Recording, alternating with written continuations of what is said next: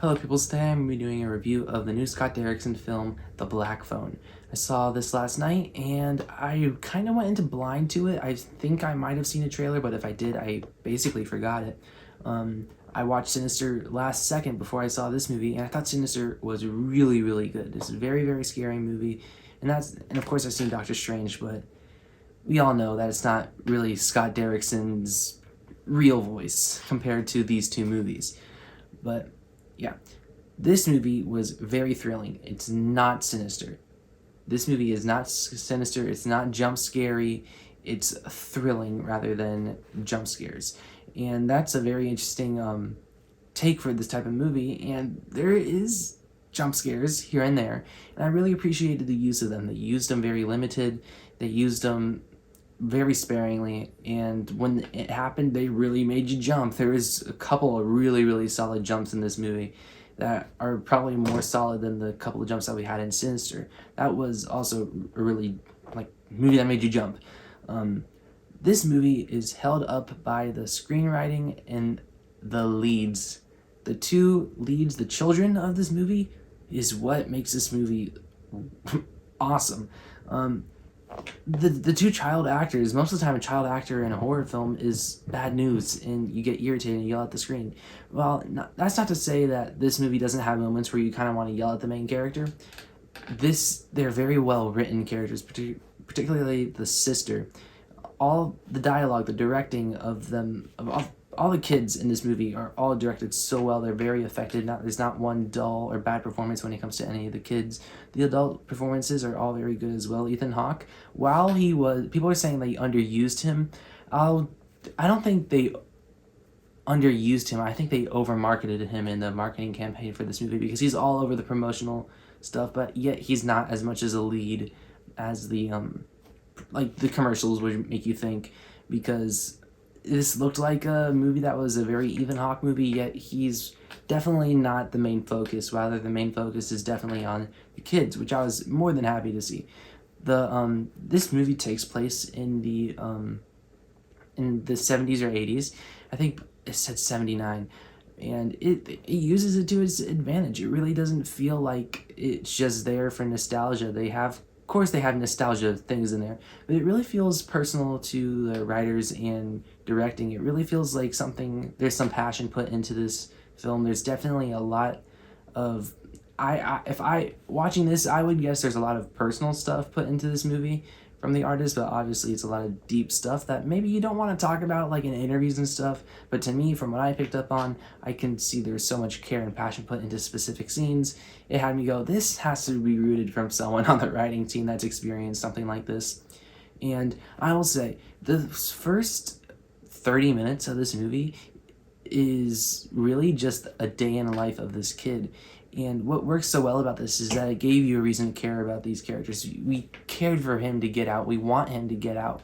And it's just so well done. It's a movie that makes you care about the characters first. We have so many horror movies nowadays where you watch a character and you really don't care. It's all leaning on jump scares and thrills. This movie doesn't do that. This movie makes you care about the characters. You really grow to love these characters, and so once the stuff happens that happens in this movie, you appreciate it more. You feel the thrills more. You don't want these characters to die. You watch so many horror movies and your character dies and you just kind of laugh at it because it's just a horror movie to you.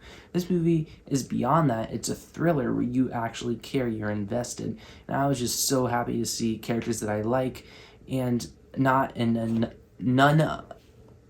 a time period that wasn't abused for nostalgia. I will say, when it comes to problems for this movie is not perfect whatsoever. There's a lot of stretches of belief, and honestly, your suspension of belief will literally vary from person to person, depending on, dare I say, your religious beliefs.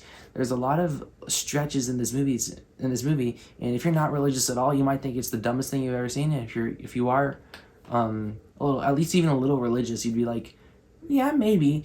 But that's not to say that this movie's preachy in any way, because it's not. It's not a preachy, religious, go out to your church type movie at all. But still, when it comes to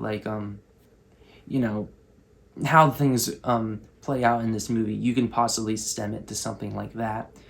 But yeah, like that there's some stretches of belief.